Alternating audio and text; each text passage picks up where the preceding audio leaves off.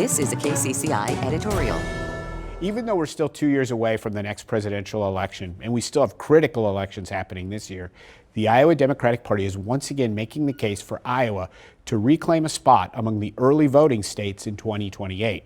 Party leaders have formally submitted an application to the Democratic National Committee's Rules and Bylaws Committee, and that committee will now meet to review its options.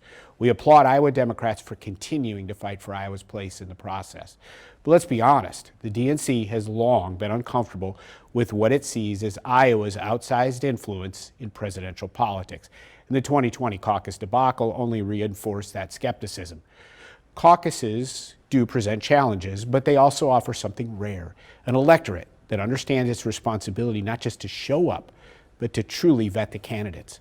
I've shared this anecdote before, but it still sticks with me. During my first year living in Iowa, I was sitting in a barbershop when the person in the next chair explained their weekend plans. "I'm going politicking," they said. They were headed to multiple campaign events, different candidates, different messages, just to learn. And that's when it clicked.